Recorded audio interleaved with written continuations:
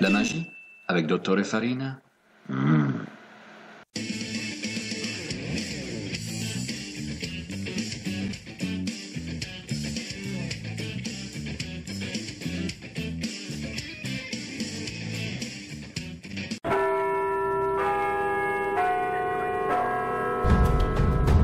Hey ragazzi, benvenuti per un altro tutto del Dottor Farina. Aujourd'hui on va faire un petit peu de magie. On va faire cette magie avec les verbes au présent. Les verbes au présent. Alors, vous le savez, au présent, on a trois grands groupes. Les verbes en are, les verbes en ere et les verbes en ire. Ça, c'est les trois grands groupes qui composent l'ensemble des verbes réguliers italiens. On ne parle pas des verbes irréguliers pour l'instant, on verra ça peut-être une autre fois quand on aura un peu plus de magie. Mais pour l'instant, on reste sur les verbes réguliers. Je vais vous faire un tour de magie avec ces verbes réguliers. Ce tour de magie s'appelle de 18 à 10. De 18 à 10. Et pourquoi de 18 à 10? Parce que grâce au tour de magie que je vais vous proposer, vous allez pouvoir passer de 18 conjugaisons, 3 grands groupes, 6 conjugaisons, 3 x 6, 18. Vous allez pouvoir passer de ces 18 conjugaisons à 10 conjugaisons. Ce qui veut dire pour vous presque la moitié moins des conjugaisons à apprendre. Mais restez bien jusqu'au bout de la vidéo car vous aurez en plus une astuce pour retrouver les conjugaisons de la deuxième personne du pluriel. Alors c'est parti, on y va. On prend comme exemple le verbe cantare pour le verbe du premier groupe. Alors vous allez voir que, première chose déjà, c'est que vous n'allez à aucun moment voir les pronoms personnels sujets. D'accord, on en a parlé dans une autre vidéo. Les pronoms personnels sujets ne figurent pas en italien puisque la terminaison même des conjugaisons permet de définir qui ou quoi réalise l'action. Donc, on oublie les pronoms personnels sujets.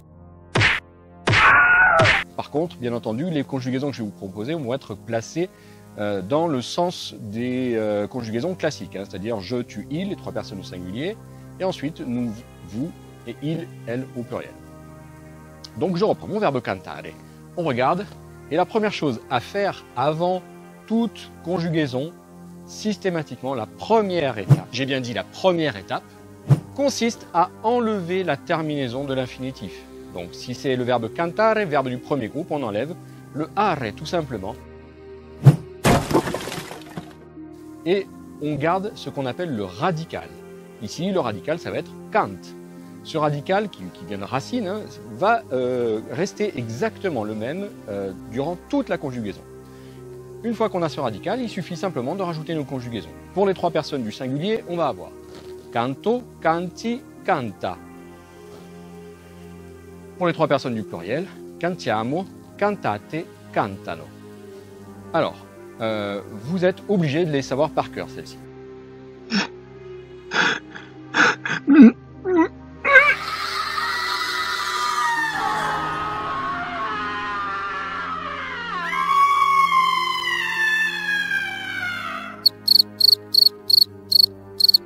C'est à partir de cette conjugaison-là qu'on va pouvoir réaliser notre magnifique tour de magie. Attenzione, deuxième groupe, les verbes en R. Nous allons prendre justement le verbe prendre, le verbe prendere. Si on regarde bien le verbe prendere, j'enlève ma terminaison de l'infinitif, je garde mon radical qui devient prend et je mets mes conjugaisons. Pour les trois personnes du singulier, je vais avoir prendo, prendi, prende. Mais il n'y aurait pas des points communs déjà avec le premier groupe. Et bien entendu qu'il y a des points communs avec le premier groupe. La première et la deuxième personne sont identiques. Les terminaisons sont O et I. Seule la troisième change. Prende, on retrouve le E qu'on a dans ER. Comme dans cantare, on retrouvait le A qu'on avait dans are. Donc finalement, on arrive à retrouver son notaire. On continue. Prendiamo, prendete, prendono. Là aussi, il y a un truc qui fonctionne de la même manière que dans le premier groupe, non? Eh bien oui, la première personne du pluriel est également identique. Iamo, cantiamo, prendiamo. Exactement la même. Et voilà. De ce fait, nous avons donc 3 conjugaisons identiques au premier groupe et 3 conjugaisons nouvelles. Ce qui veut dire que donc, premier groupe 6 conjugaisons, deuxième groupe 3 conjugaisons, on est à 9 conjugaisons. On va tout de suite voir le troisième groupe. On va prendre le verbe, un de mes verbes préférés, le verbe dormire.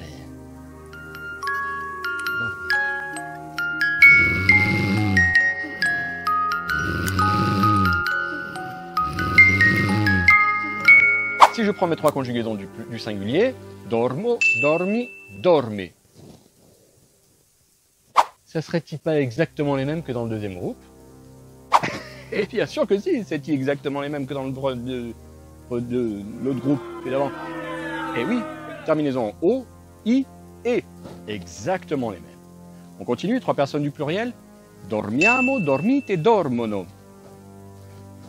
Là aussi, on retrouve le iamo et le ono de la dernière personne du pluriel.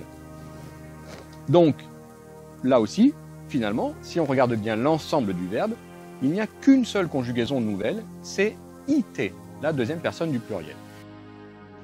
Mamma mia. On fait le point.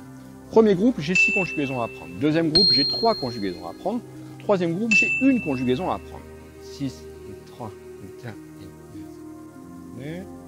5, eh ben ça fait 10. On est à 10. Pas de problème. Et voilà, maintenant vous connaissez tous les secrets de la magie des verbes au présent de l'indicatif. Oui, quand je fais ça, je prends l'accent italien. Et maintenant, il ne me reste plus qu'à disparaître et à faire découvrir le reste de la magie.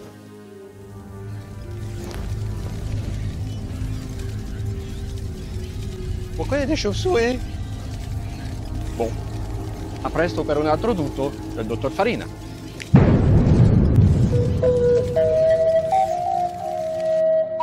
Et attendez, partez pas. J'ai 2 trucs à vous dire encore. Bon, déjà, est-ce que vous trouvez pas que je joue super bien de l'ocarina? Bon, ok, arrêtez de ricaner, j'ai compris. Hein? La première chose, c'est faire un petit résumé. Donc vous le voyez ici sur l'écran. La première chose à faire quand on veut conjuguer un verbe en italien, c'est d'enlever la terminaison de l'infinitif.